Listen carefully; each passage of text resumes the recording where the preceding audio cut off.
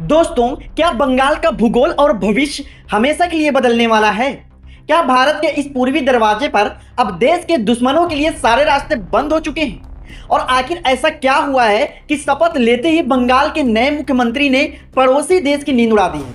दोस्तों, बंगाल की राजनीति में आज जो भूचाल आया है उसने सिर्फ कोलकाता ही नहीं बल्कि पूरे देश की सत्ता के गलियारों में हलचल मचा दी।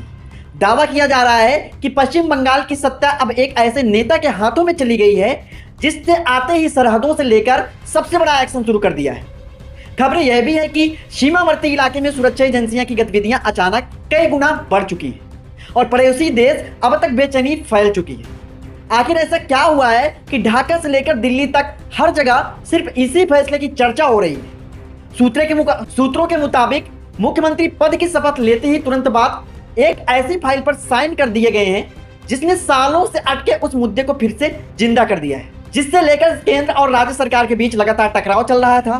दावा किया जा रहा है कि अब सीमा सुरक्षा को लेकर बड़ा ऑपरेशन शुरू कर हो चुका है। क्या वाकई बंगाल की सीमा पूरी तरह से सील होने वाली है? क्या अवैध घुसपैठ पर अब सबसे बड़ा प्रहार हो चुका है? और क्या इसी वजह से सीमावर्ती इलाकों में अचानक भगदड़ जैसे हालात बन चुके हैं? आज के इस विशेष विश्लेषण में हम आपको बताएंगे वह पूरी कहानी जिसने सियासत से लेकर सुरक्षा एजेंसियां तक हाई अलर्ट में ला दिया है। बंगाल को अपना पहला राष्ट्रवादी मुख्यमंत्री मिल चुका है और इस एक बदलाव से सिर्फ बंगाल की गलियों में ही हलचल नहीं है बल्कि वह पूरे देश के सियासी पारा सातवें आसमान तक पहुंचा दिया गया है। लेकिन एक बात गौर करने वाली है कि भारत से कहीं ज्यादा इस वक्त हमारा पड़ोसी देश बांग्लादेश खौफ में है। वहां की सरकार और वहां के कट्टरपंथियों के बीच में एक ऐसा खौफ पहले कभी नहीं देखा गया। जानते हैं क्यों? क्योंकि शुभेंदु अधिकारी जैसे कुर्सी संभालते ही वह कर दिखाया जिसकी किसी ने कल्पना भी नहीं किया था। मुख्यमंत्री पद की शपथ लेने के कुछ ही घंटों के भीतर एक ऐसी फाइल पर दस्तखत हुए जिसने पूरे बांग्लादेश में हड़कंप मचा दिया। खबरें आ रही हैं कि बंगाल के सीमावर्ती जिले मालदा, मुर्शिदाबाद और 24 परगना में भारतीय सेना और बीएसएफ की सक्रियता अचानक 10 गुना बढ़ गई है। आज क्या प्रधानमंत्री मोदी ने बंगाल की कमान शुभेंदु के हाथे में देते ही ऑपरेशन क्लीन को हरी झंडी दे दी? क्या यह वही सीमा सुरक्षा अभियान है जिसका वादा अमित शाह ने अपनी हर एक रैली में किया था? बॉर्डर के पास रहने वाले लोग बता रहे हैं कि रातों रात घुसपैठिए अपना बोरिया बिस्तर समेट कर भागने को मजबूर हो गए हैं। ऐसा क्या आदेश निकाला है कि बांग्लादेश के गृह मंत्री तक को आपातकालीन बयान जारी करना पड़ गया है? आज के इस विशेष विश्लेषण में हम आपको वह एक्सक्लूसिव जानकारी देंगे जो आपको कभी और किसी भी न्यूज चैनल नहीं देगा।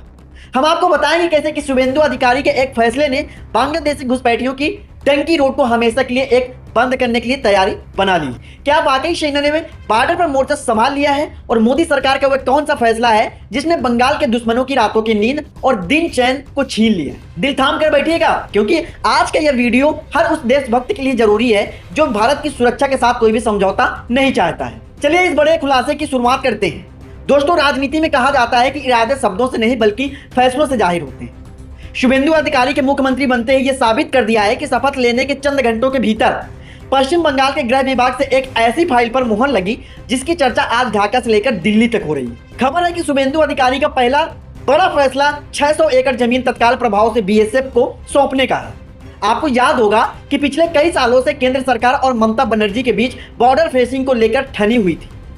बीएसएफ एक बार यह कह रही थी कि बंगाल के करीब 300 से 400 किलोमीटर का एक ऐसा इलाका है जहां बाढ़ नहीं लगी है क्योंकि राज्य सरकार जमीन नहीं दे रही थी। लेकिन शुभेंदु अधिकारी आते ही उस फाइल पर हस्ताक्षर कर दिए हैं जो सालों से धूल फांक रही थी। इसका सीधा मतलब है कि अब बंगाल का बॉर्डर पूरी तरह से सील होने जा रहा है। लेकिन कहानी सिर्फ यही खत्म नहीं होती है। जैसे ही प्रशासन के बदलाव की खबर सरहद पार पहुंची, घुसपैठियों के बीच भगदड़ मच गई है और मुर्शिदाबाद और मालदा के उन इलाकों में ऐसी तस्वीर आ रही है जहां अवैध रूप से रह रहे लोग रातों रात अपना सामान समेटकर बॉर्डर की दूसरी तरफ भागने की कोशिश कर रहे हैं। दोस्तों, उन्हें डर है कि अब बंगाल में डिस्ट्रिक्ट डिलीट और रिपोर्ट का वह मॉडल लागू होने वाला है जिसकी दहशत उनको असम में ही देखी थी। शुभेंदु अधिकारी ने साफ कर दिया है कि बंगाल अब सोनार बांग्ला बनेगा और इसके लिए सबसे पहले उन घुसपैठियों की कमर तोड़ी जाएगी जिन्होंने यहाँ की डेमोक्रेसी को बिगाड़ दी।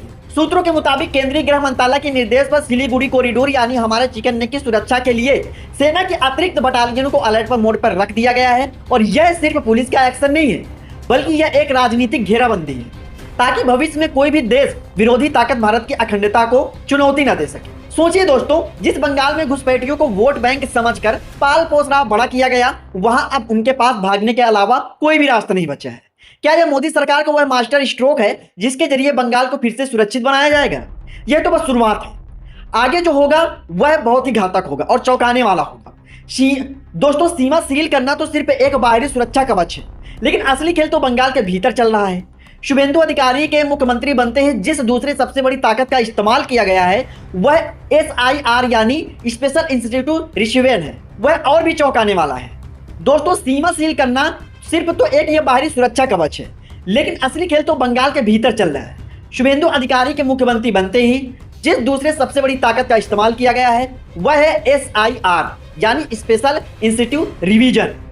गृह मंत्रालय और चुनाव आयोग के समन्वय से बंगाल की मतदाता सूची की ऐसी जांच शुरू हुई है जिसकी किसी ने कल्पना नहीं किया था। आंकड़े बताते हैं कि उत्तर 24 परगना, मालदा और मुर्शिदाबाद जैसे जिलों में मुस्लिम आबादी और मतदाताओं की संख्या में उछाल आया, वह कुदरती नहीं था। आरोप है कि TMC के राज में वोट बैंक का पुख्ता करने के लिए लाखों बांग्लादेशियों के फर्जी आधार कार्ड और वोटर ID कार्ड बनवाए गए, लेकिन अब पासा पलट चुका है। शुभेंदु सरकार ने साफ कर दिया है कि अब 11 तरह के दस्तावेजों की डिजिटल जांच होगी। अगर आपके पास 1971 से पहले के वैध नागरिक के प्रमाण पत्र नहीं है तो आपका नाम मतदाता सूची से डिलीट कर दिया जाएगा। जैसे ही यह अभियान शुरू हुआ, बंगाल के कई बाजारों में रातों रात सन्नाटा पसर गया। वह लोग जो कल तक सीना तान कर सरकारी योजनाओं को लाभ ले रहे थे, आज उन्हें अपनी पहचान साबित करने का डर सता रहा। खबरें तो यहां तक आ रही है कि सिंडिकेट के वह नेता जो इन घुसपैठियों को पनाह देते थे अब खुद भूमिगत हो गए हैं, क्योंकि अधिकारी का साफ आदेश है कि कागज नहीं तो नागरिकता नहीं। इतना ही नहीं, घुसपैठियों के भागने का सबसे बड़ा कारण है कि होल्डिंग सेंटर का खौफ। पिछले सरकार के कार्यक्रम में इन केंद्रों का नाम सुनते ही राजनीति शुरू हो जाती थी, लेकिन अब शुभेंदु अधिकारी का साफ करना है कि बंगाल की धरती का वह केवल वैध नागरिकों का अधिकार होगा जो वैध है। उन्हें डिटेक्ट कर दिया जाएगा और फिर अंतर्राष्ट्रीय नियमों के तहत वापस भेजा जाएगा।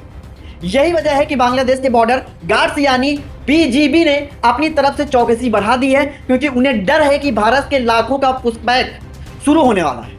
विपक्ष इन्हें मानवाधिकार का मुद्दा बना रहा है, लेकिन शुभेंदु का सीधा और जवाब वो सीधा है कि देश की सुरक्षा से बड़ा कोई भी मानवाधिकार नहीं होता। क्या आप जानते हैं कि इन अवैध घुसपैठियों की वजह से बंगाल के स्थानीय युवाओं का रोजगार छिन रहा था? क्या आप जानते हैं कि संसाधनों पर कितना दबाव था? आज जब ये घुसपैठियां भाग रहे हैं तो असल में बंगाल की खोई हुई पहचान वापस आ रही है। दोस्तों, वीडियो में आगे बढ़ने से पहले मैं आपको एक जरूरी बात बताना चाहता हूं। आप देश में ही रह रहे हैं और बंगाल और देश की सुरक्षा से जुड़ी यह जानकारी जुटाना और आप तक पहुंचाना कितना चुनौतीपूर्ण काम होता है। दोस्तों, हमारी टीम घंटों रिसर्च करती है ताकि आप तक सिर्फ सच पहुंचे, वह सच जो अक्सर मुख्यधारा की मीडिया में दब जाता है। हमारा मकसद सिर्फ वीडियो बनाना नहीं है, बल्कि आप जैसे करोड़ों देशभक्तों को जागरूक करना है। अगर आपको लगता है कि हम एक सही मुद्दे पर आवाज उठा रहे हैं तो इस वीडियो को अभी एक लाइक जरूर कर दें। आपका एक लाइक हमें बताता है कि देश की सुरक्षा के लिए खड़े होने वाले लोग अभी जिंदा हैं। और हाँ, आज कमेंट सेक्शन में कोई हाय हेलो नहीं, बल्कि हर एक सच्चा हिंदुस्तानी जय हिंद या वंदे मातरम जरूर लिखे। देखते हैं कितने लोग अपने आप मातृभूमि की सम्मान में अपनी आवाज बुलंद करते हैं। आपकी राय हमारे लिए बहुत कीमती है, इसलिए कमेंट जरूर करिएगा।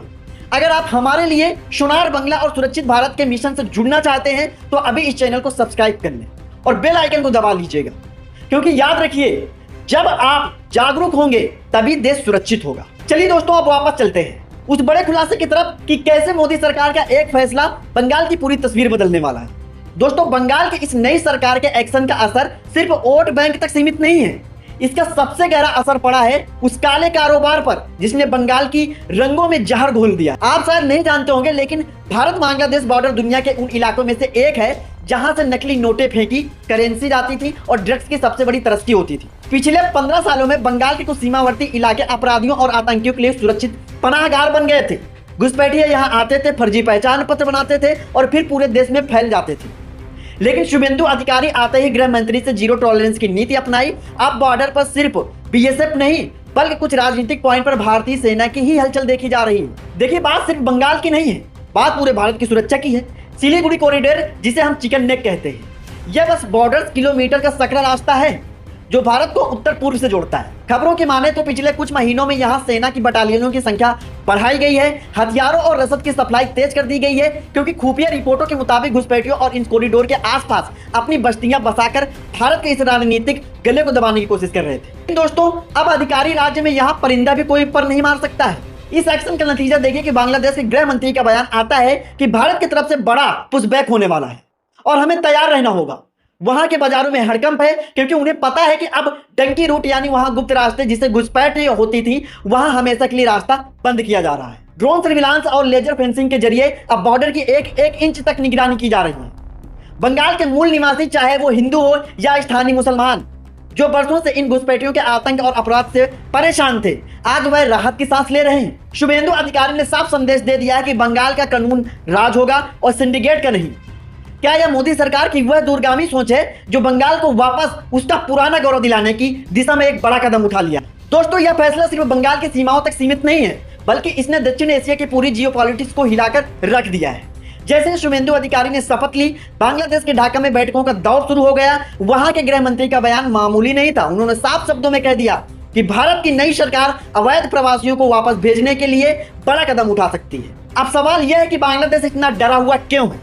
सरकारी आंकड़ों की माने तो भारत में करीब 2 करोड़ से ज्यादा बांग्लादेशी अवैध रूप से रह रहे थे।